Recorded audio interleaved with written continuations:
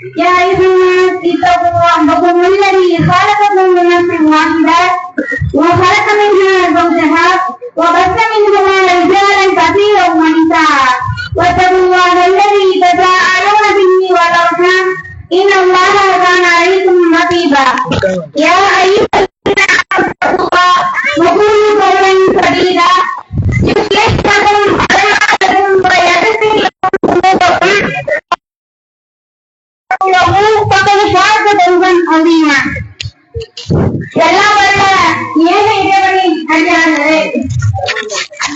நாம் இந்த நேரத்தை மாற்றத்துக்காக ஒதுக்கியிருக்கிறோம்.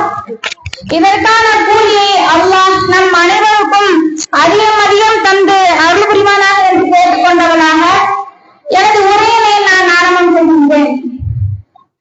எனக்கு உங்கள் முன் பேச வழங்கப்பட்டுள்ள தலைப்பு இஸ்லாம் கூறும் தியாக பெண்கள். வல்ல ரஹ்மான் மனிதர்களை இரு பிரிவினராக பிரித்திருக்கிறான்.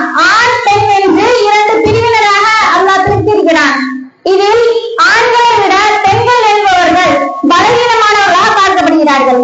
நபி அவர்கள் பெண்களை பற்றி சொல்லும் பொழுது இன்னல் மர்அத பெண் என்பவள் குலிகத் மின் உலகின் அவள் வளர்ந்த வினாய் உலகிலிருந்து படைக்கப்பட்டிருக்கிறாள் என்று சொல்றான். ஒரு ஆணுக்கு நீ எவ்வளவுதான் கஷ்டம் கொடுத்தாலும் அவன் தாங்கிப்பான். அதுவே ஒரு பெண்ணாவல் ஒரு சிறிய கஷ்டம் கூட தாங்கிக்க முடியாது.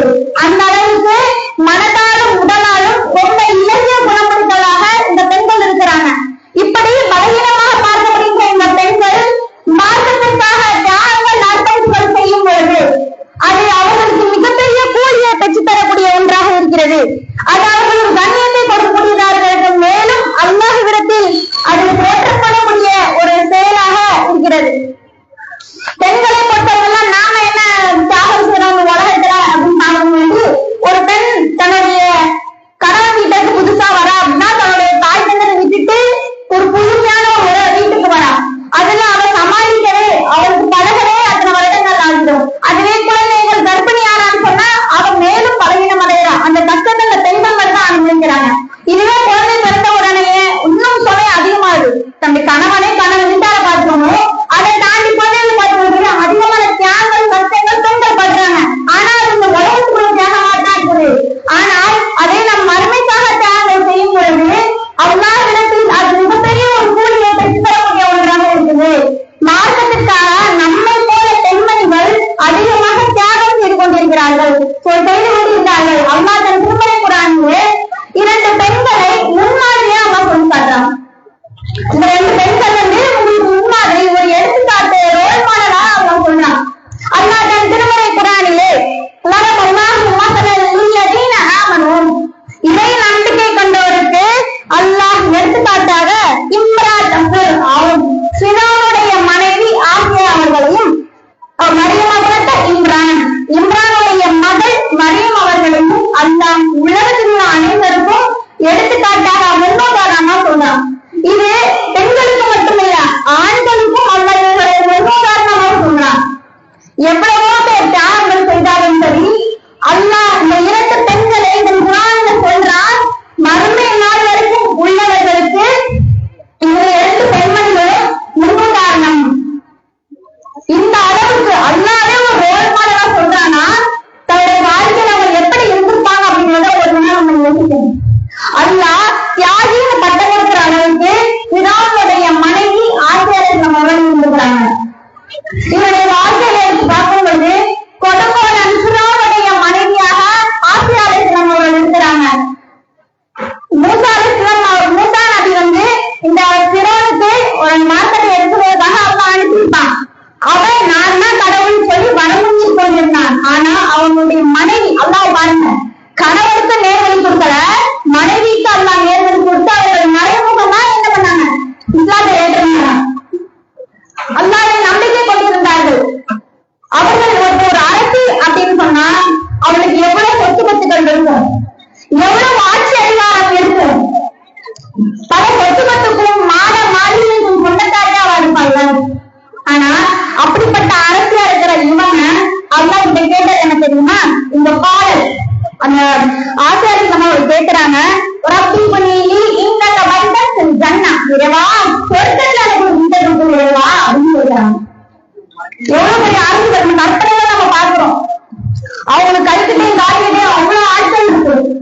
அவங்களுடைய சுகத்துக்கும் சொத்துக்கத்துக்கும் சொந்தக்காரா இருக்கிற அவங்க அல்லாத கேட்க என்னது சொர்க்கத்துல எனக்கு ஒரு வீடு வேணும். இந்த உலகத்துல அவ்வளவு சந்தோஷம் இருக்கு, எனக்கு அது தேவையில்லை, எனக்கு மறுமையில எனக்கு ஒரு வீடு வேணும்னு சொல்லி கேட்டாங்க.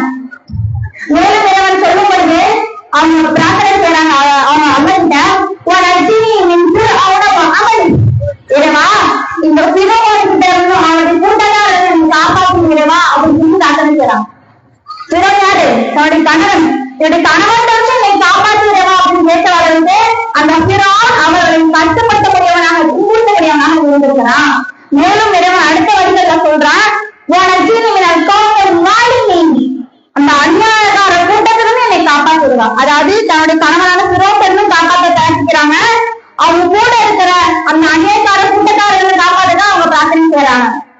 இதுல அவசரத்துக்கு என்ன தெரிய வருது? அவர்கள் இஸ்லாத்தை ஏற்றது சிறுவனுக்கு தெரிஞ்சிருது. தெரிஞ்ச உடனே மனைவி என்று பார்க்காம தன் மனைவியும் அவங்க சித்திரவதைப்படுத்திருக்கிறான். தன் கூட்டக்காரத்தையும் துன்புறுத்த சொல்லி ஏறி இருக்கான். இந்த கஷ்டத்தை யாரா படுவோமா? ரொம்ப பலகீனமான காட்ட பெண்கள். அப்ப தன் கணவனை கஷ்டப்படுத்தும் போது, தன் கூட்டக்கார கஷ்டப்படும் போது எவ்வளவு கஷ்டத்தை அனுபவிப்பாங்க. காரணம் இருக்காங்க மாற்றத்துக்காக. இந்த உலகத்தோட எந்த ஆசையும் எனக்கு தேவை கிடையாது, நான் எனக்கு மறுமை மட்டும்தான் இவனுக்காக அப்படிங்கிறத எனக்கு தியாகம் சொன்னாங்க. இந்த அளவுக்கு நம்ம தியாகம் செய்யணுமா? ரெண்டாவது முதல்ல இந்த அளவுக்கு உறுதி நமக்கு தெரிஞ்சுக்குமா? முஸ்லீம்லாம் நம்ம பேர் வச்சிருக்கோம், முஸ்லீம் சொல்றோம், அல்லாஹ் பிடிக்கும் ரசூலா பிடிக்கும். இந்த அளவுக்கு நம்ம கிட்ட ஒரு கொள்கை உறுதி இருக்குமா அப்படிங்கிற ஒரு சில நம்ம தெரிஞ்சு பார்க்கணும். அடுத்து இன்னொரு வேற யார் சொல்றா? அல்லாஹ் என்ன சொல்றா? மரியவனை நம்ம சொல்றான். இவருடைய வரலாறு பார்க்கும் பொழுது இவர் ஒரு இளம் பெண்ணா இருக்கிறாங்க. இவருக்கு திருமணமே ஆகல. திருமணம் ஆகாமலே அல்லாவுடைய கட்டளை மூலமாக அல்லாஹ் கட்டளை இருந்தா அவங்களும் குழந்தை நடத்துறோம், குழந்தை உண்டானாங்க. ஆனா மக்களுக்கு தெரியாது. அல்லாவுடைய நாட்டத்தினால்தான் அவங்க குழந்தை உண்டானாங்க. மக்கள் இதெல்லாம் அவதூற பேசுறாங்க. என்னது திருமணமும் ஆகல, எந்த ஆளும் தீங்கல, அப்ப எப்படி இந்த பெண் குழந்தை கர்ப்பிணியா இருப்பான்னு சொல்லி ரொம்ப ரொம்ப மோசமாக அந்த பெண் மரியம் இஸ்லாம் அவர்கள் தேவைப்படுத்தப்படுறாங்க. ஆனா இறைவன் சொல்றான் அவளுடைய கற்பை பத்தி, அவள் கற்புள்ள பெண்மணி, கற்பனை பெண்மணி சொல்லி அல்லாஹ் கற்பனை கொடுக்குறான். கற்புள்ள பெண்மணி அவங்க அவங்களை பத்தி யார் தப்பா பேசப்படுறது அல்லாஹ் சொல்றான். அந்த அளவுக்கு பல அவமானங்களை பண்றாங்க. இப்ப செஞ்ச தப்புக்கு அவமானம் பண்றது நம்ம தாங்க முடியாது.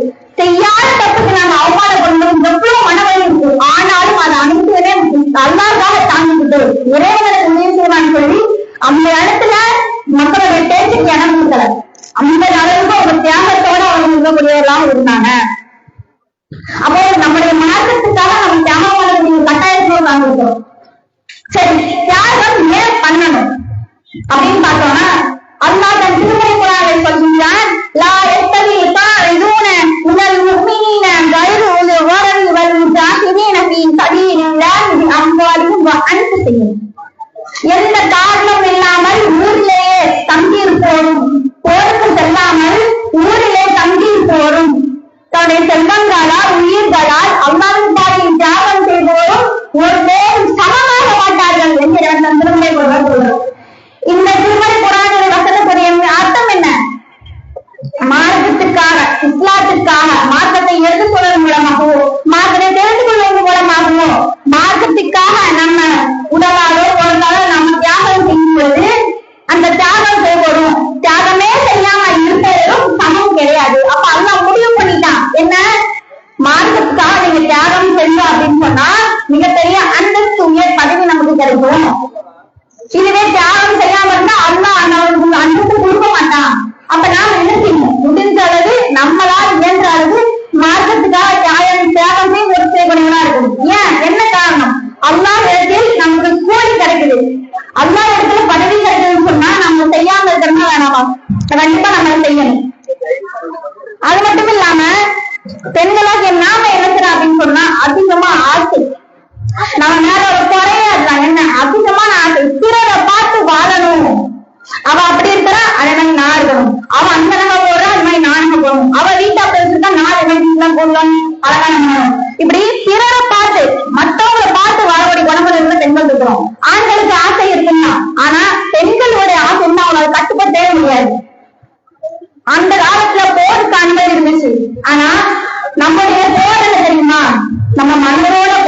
போராடணும். ஏன்னா இந்த உலகத்துல ஆசையோட மூழ்கி இருக்கிறோம்ல, அந்த ஆசையை நம்ம கட்டுப்படுத்தி இந்த உலகத்துடைய ஆசை பக்கம் போகாம நம் மனதை நம்ம கட்டுப்படுத்தணும்னு சொன்னா அதுதான் நாம சேர மிகப்பெரிய தியாகமாக இருக்கும். மனமே சிந்தனை இல்லாதவர்களாக அந்த உலக ஆசை பக்கம் நம்ம தெரிந்து கொண்டிருக்கோம். பெண்கள் அதிகமாக அந்த நிலைமையில தான் இருக்கிறோம். நம்ம நினைக்கிறோம் சொர்க்கம் வேணும்னு சொல்றோம். ஆனா அதுக்கான எந்த முயற்சியுமே எந்த தியாகம் நம்ம பண்றது கிடையாது. அல்லாஹ் திருமறை குர்ஆன்ல சொல்லும் பொழுது இறைநம்பிக்கை கொண்ட ஆண்களுக்கும் பெண்களுக்கும், இறைநம்பிக்கை கொண்ட ஆண்களும் பெண்களும் வாழ்வும் அவர்கள் ஒருவருக்கொருவர் உச்ச நண்பர்கள், அதில் மாறுதி அணில் முன்சரி, அவர்கள் நன்மை ஏறுவார்கள்.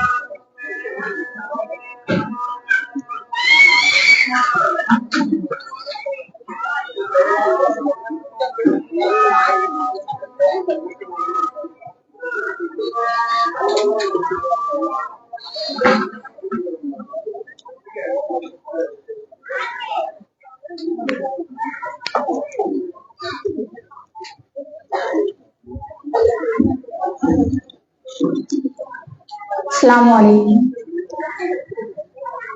அல்லாஹ் தன் திருமறை குர்ஆனிலே வல் முஃமினூன வல் முஃமினாத், இறை நம்பிக்கை கொண்ட ஆண்களும் பெண்களும் பாலுகும் அவுலியாஉ பாலி, அவர்கள் ஒருவருக்கொருவர் உச்ச நண்பர்கள்.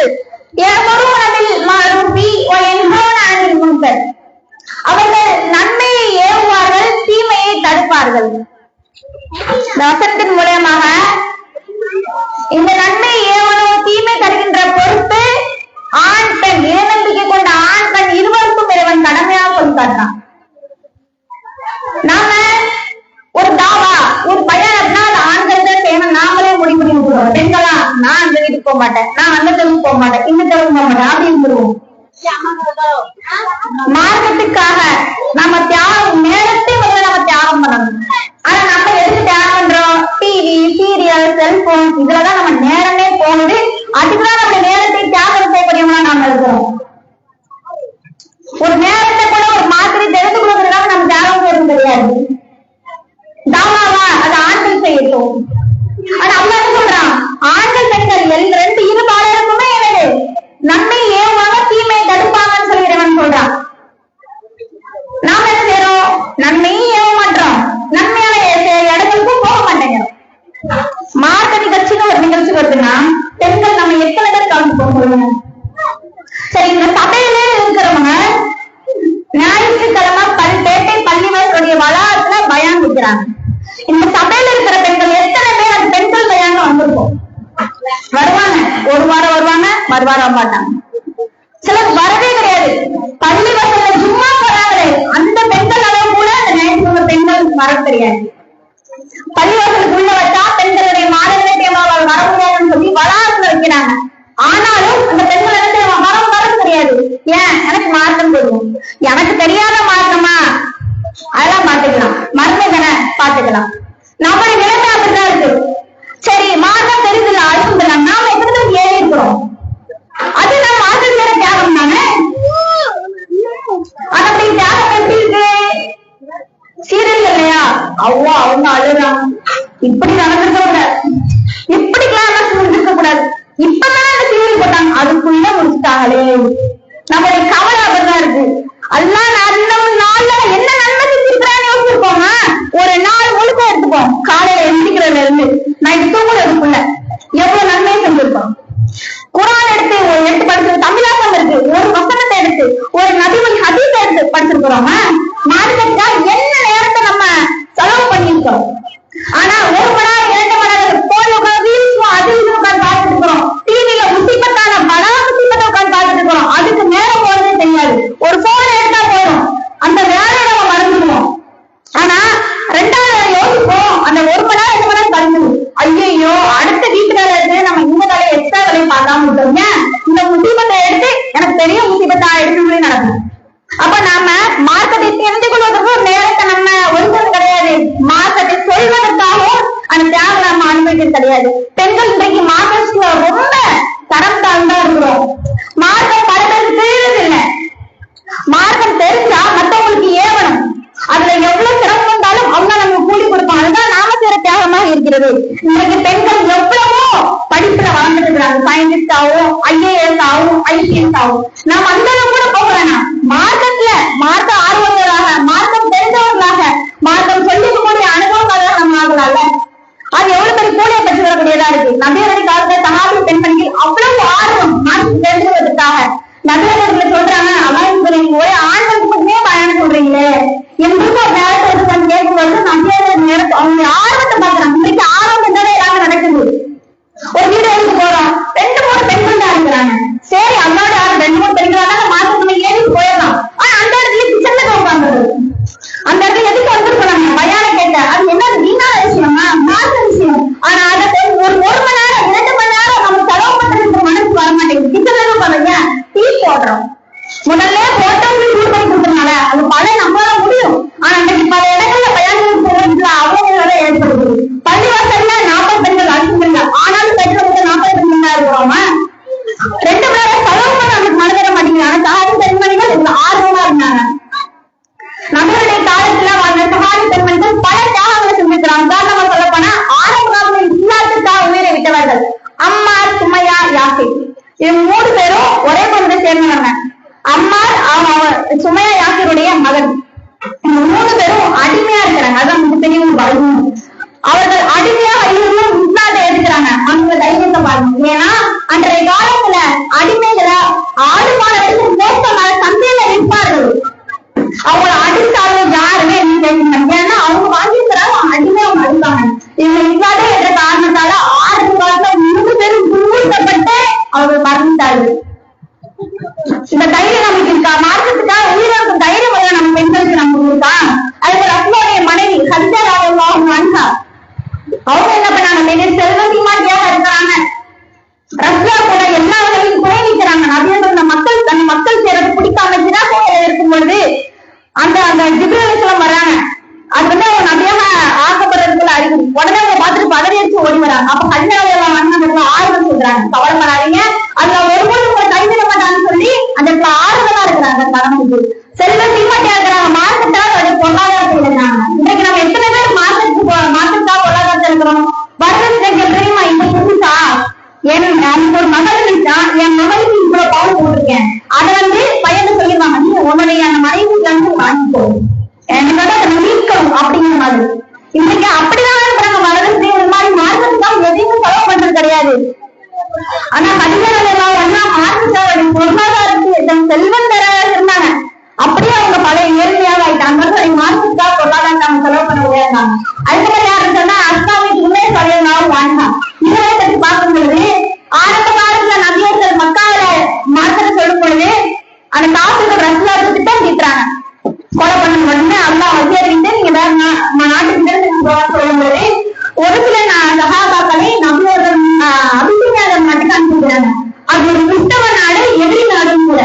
சில சகாபாக்கள் நபியர்களாமே நேராக மதினாவுக்கு செஞ்சு போயிடுறாங்க.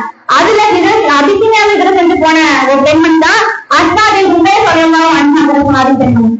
அவங்க போனால எதிரி நாடும் கூட சாதாரண ஒரு விஷயம் கிடையாது. பாலைவன மணல்ல நம்ம ஒரு பஸ்ல ஜாலியா டான்ஸ் சாப்பிட்டே போறது, படுத்துட்டே போறது கிடையாது. பாலைவன மணல்ல அவ்வளவு கஷ்டப்பட்டு போறதே ரொம்ப பெரிய தியாகம். அங்க போய் பல கஷ்டத்தை அனுபவிக்கிறாங்க. அப்ப கொஞ்ச நாள் கழிச்சு மதினா சிதறந்து வந்தப்போ நபியர்கள் கூட வந்தாங்க சஹாபாக்கள். அவர்கள்லாம் மதினாக்கு வந்துட்டாங்கல்ல, அந்த இஸ்லாத்தை ஏற்றது அன்சாரி சொல்றது அவங்க முடிக்கிறாங்க. அவங்க இந்த அளவு கஷ்டப்படல. ஆனா அபிஷேகம் வேற நாட்டுக்கு அகதிய போறது அவ்வளவு ஈஸியான ஒரு விஷயம் கிடையாது. வேற நாட்டுக்கு அகதியா போனாலே பல கஷ்டம் உள்ளாக்குறாங்க. அகதின்னு சொன்னா உண்மையாவே அவன் நிம்மதியா இருக்க முடியாது, நிம்மதியா சாப்பிட முடியாது, நிம்மதியா தூங்க முடியாது, நிம்மதியா சோதரமா நடமாட கூட முடியாது. ஏன்னா அடுத்த நாடு அதுவும் எதிரி நாடு எதுக்கு வந்திருக்காங்க, இஸ்லாத்தை பாதுகாப்புதான் வந்திருக்காங்க. இந்த தேவை பெண்கள் நம்ம சொல்லுவோமா? நம்ம உள்ளத்துல அந்த தைரியம் முதல்ல இருக்குதா? நாம இந்த அளவுக்கு தேவை பண்ண வேண்டாம். அன்றாட பெண்களுக்கே இருக்காது என்ன தீமை. இப்போ அவதூறு, பொய், இந்த மாதிரி தீமைகளா இருக்கட்டும், மட்டி இந்த மாதிரி தீமைகளை நான் அந்த தீமை பக்கம் போக மாட்டேன் அப்படின்னு சொல்லி அந்த தீமையில தவிர்த்துருப்பாங்க. அதுதான் நாம சில தியாகமா இருக்குது. அந்த காலத்துல பெண்மணிகள் அவ்வளவு சிரமப்பட்டாங்க, கஷ்டப்பட்டாங்க. ஆனா நமக்கு மார்க்கம் எளிதாக கிடைக்கிறது. ரொம்ப ரொம்ப எந்த கஷ்டமே படாம எளிதாக நம்முடைய இஸ்லாமிய மதம் கிடைச்சனாலதான் இன்னைக்கு நமக்கு இஸ்லாத்துடைய மார்க்கத்துடைய அருமை தெரியாதா இருக்கிறோம். அன்றைக்கு மார்க்கத்தை மேற்கொண்டு இருந்தாங்க. இஸ்லாம் மார்க்கத்தினாலே தியாகத்தால் கட்டமைக்கப்பட்டது என்று எத்தனை பேருக்கு நம்மள தெரியும்? கிடையாது. இஸ்லாம் ஏன்னா தண்டத்துக்கு சொல்ல முடியலாம். ஆனா அதுக்கான உள்ளான விஷயங்கள் நம்ம தெரிந்து கொள்வது யாருக்கும் ஆர்வம் இல்லாதவர்களா இருக்கிறோம். அடுத்து யாருன்னு சொல்லுவாங்க. இவரை பொறுத்தளவுல இவங்க ரசூலுல்லாஹ்க்கு நபித்துவம் படித்த அந்த 40வது வயசுல இருந்து நபியோட மரணத்தை பிறகும் அதுக்கப்புறம் அவங்களுக்கு பாத்திமா ரலியல்லாஹு வந்திருக்கிறாங்க. அவங்க மரணவரை வரைக்கும் அவளோட தியாகங்களை அவங்க செஞ்சிருக்கிறாங்க. ஆரம்ப காலத்துல நபித்துவம் படிக்கும் பொழுது இவங்களுக்கு ஒரு 9-10 வயசு சிறுமியான அவங்க இருக்கிறாங்க. காப்புரோட மத்தியில இருக்கிற அந்த இடம். அந்த நேரத்துல தன்னுடைய மகள் பாத்திமா ரலியல்லாஹு ஓடோடி வந்து நம்முடைய தந்தையுடைய அந்த கழுத்துல இருக்கிற குடவை அவுக்குறாங்க. இது மட்டுமா போர்க்கத்தனுடைய தந்தைக்கு உதவியா இருக்கிறாங்க. நபியர்கள் உஹத் போரினப்போ எதிரிகளால் காயப்படுத்தப்படுறாங்க. அவங்களுடைய முகங்கள் சிதைக்கப்படுது. தலை கவசம் தலையில போடாம கவசம் மாதிரி அந்த கவசம் தலையிலே நொறுக்கப்படுது. அவருடைய கடவாய்கள் உடைக்கப்படுது. அவ்வளவு ரத்தம் உடையுது நபியர்களுக்கு. அப்போ இத ரசூலுல்லாஹ் தாக்கப்படுறதை பார்த்துட்டு சில சஹாபாக்கள் ஓடோடிட்டாங்க, விரண்டோடிட்டாங்க. ஒரு சில சஹாபாக்கள் மட்டும் நபியர்கள் கூட இருக்கிறாங்க. அதுல ஒரு தன்னோடைய மகள் பாத்திமா ரலியல்லாஹு அன்ஹா அவங்க வந்து கழுவுறாங்க ரத்தம் முடிக்கல, பயங்கரமான ரத்தம் அடிக்கிட்டாங்க. அப்போ நல்ல ரத்தத்தை கழுவுறாங்க முடியல. கடைசியில நீசமர ஓடைய அந்த பாய எரிச்சு அந்த சாம்பலை அந்த காயத்துல வச்சு இருந்தாங்க. எந்த மகளுக்காக தன்னுடைய தந்தை கஷ்டப்படுறது தாங்க முடியுமா? அதுவும் ரத்த விழுந்த தந்தை இருக்காங்க, எவ்வளவு கஷ்டம் சொல்லுங்க. இதுவே நம்ம வீட்டுல எடுத்துக்கலாம். நம்முடைய கணவனோ நம்முடைய மகனோ நம்முடைய தந்தையோ மார்க்கத்துக்காக ஒரு இடத்துக்கு மார்க்கெட் சொல்ல போயிருக்காங்க. போன இடத்துல ஏதாவது ஒரு சின்ன அடியோ ஒரு சின்ன ஒரு அசம்பவத்துக்கு உண்டாக்கிட்டாங்கன்னா அந்த மனைவி தாங்கல இருக்கிறவங்களோ கணவன் தாய் தாங்கல இருக்கிறவங்களோ என்ன சொல்லுவாங்க? உனக்கு ஒரு வேலையே இல்லையா, நீ இஸ்லாத்தை எதிர்த்தலாம், அது போல நம்ம சொல்றதுக்கு போயிடலாம். நீ மத்தவங்களுக்கு சொல்ற என்ன அவசியம்? அந்த இடத்துல இப்படி சொல்ற பெண்கள் தான் இருக்கணும். என்றைக்கு நம்ம ஆதரவு சொல்லுங்க கிடையாது. இதுதான் இன்றைய பெண்களுடைய நிலையாக இருக்குது. அதுக்கப்புறம் வீரத்தினுடைய பெண்மணியான அஸ்மா பின்த் உமைஸ், அஸ்மா பின்த் அபீ பக்கர் ரலியல்லாஹு அன்ஹா எடுத்துக்கலாம். இவங்க அவருடைய மகன் அப்துல்லாஹ் இப்னு சுபைர் அவர்களை ஹஜ்ஜாஜ் இப்னு யூசுப் சொல்லக்கூடிய ஒரு மன்னன் கொலை செஞ்சுறான். என்ன காரணம்? எதிர்க்கிறாங்க. அவருக்கு கொடுங்கோலனா இருக்கிறான். கொன்ன உடனேயே கொண்டு ஒரு மரத்துல தொங்க விட்டுறான். என்ன காரணம் தெரியுமா? இன்னும் எந்த ஆணையம் எழுதக்கூடாது, நீ இஸ்லாத்துலாம் சொல்லிட்டு இருக்கக்கூடாதுன்னு சொல்லி கொண்டு தொங்க போட்டுறான். இது அவங்க தாயார் அஸ்மா பின்த் அபீ பக்கர் ரலியல்லாஹு அன்ஹா தெரியாது. உடனே இந்த ஹஜ்ஜாஜ் இப்னு யூசுப் என்ன பண்றான்? தன்னுடைய அடியாள அனுப்பி போய் சொல்லிட்டு வா, உன் மகனை கொண்டுட்டே போய் சொல்லிட்டு வா அப்படின்னு சொல்லி அனுப்பி வைக்கிறாங்க. அவங்க வர சொல்லு அப்படின்னு அனுப்பி வைக்கிறாங்க. இவங்க உடனே போறான், உதவியாளர் போறான், போய் வரணுமே அவர்கள் என்னெல்லாம் வர முடியாது, அவனவன வரணும்னு சொல்றாங்க. யாரு? அவன் மன்னன் கொண்டுவனா இருக்கான். அந்த கேட்டு கட்டவன்ட்ட போய் சொல்லி அனுப்புங்கன்னு சொல்றான். அது உதவியாளர் வரமாட்டாங்களா, வரப்போறாளா இல்ல அவன் கடையை பிடிச்சி இழுத்துட்டு வரவா அப்படின்னு கேட்கிறான். உடனே அந்த பெண்மணி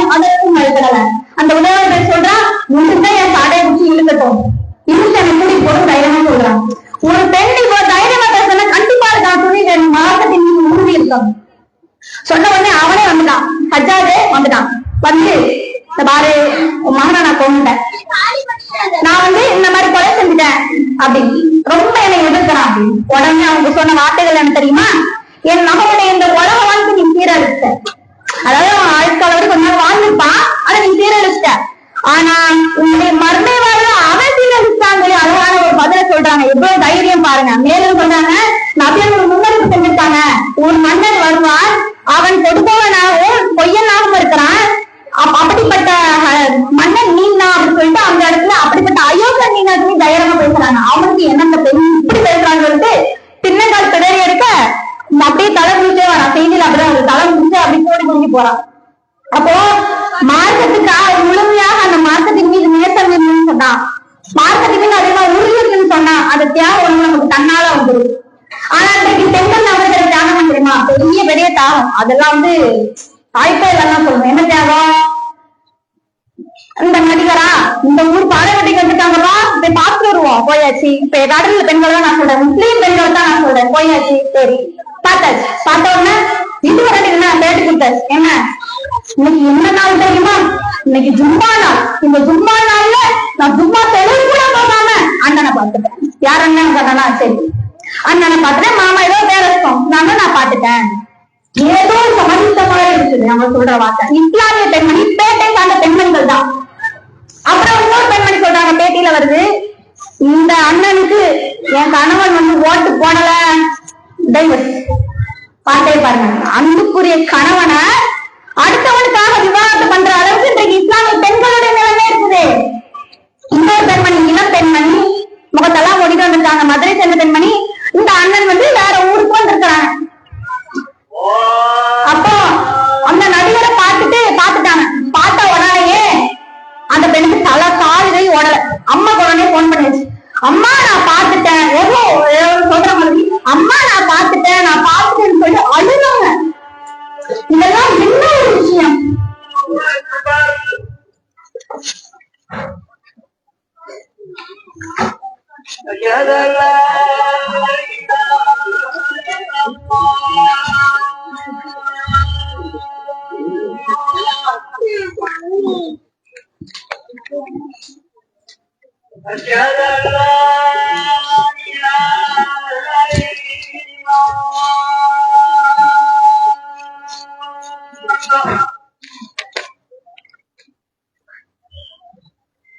أشهد أن محمدا رسول الله.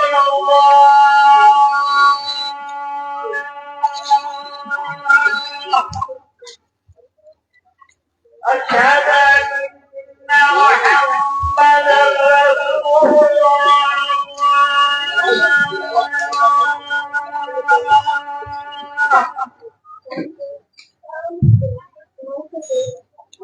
حي على الصلاة.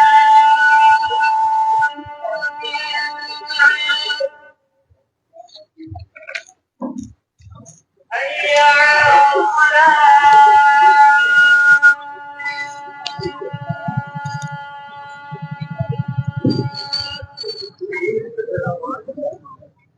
حي على الفلاح.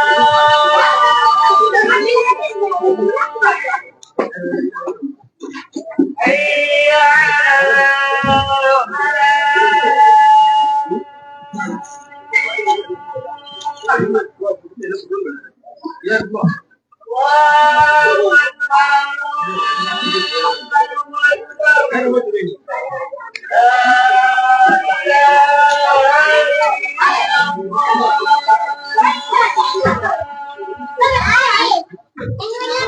அப்ப அந்த இளம் பெண் என்ன பண்றாங்க, அம்மாட்ட போனாலும் நான் பார்த்துட்டேன்னு சொல்லி அவ்வளவு அழுறாங்க. ஆனா என்றைக்காவது குரான கண்ணுல இருந்து கண்ணீர் வந்துட்டா? இறைவன் தன் திருமணி குரான சொல்லும் பொழுது வைதா தமிழும்மா உன்பில ரசூல் தர ஆயுதகும் தபிலும் நத்தம் நிம்ம அரசம் மின் ஹஸ்.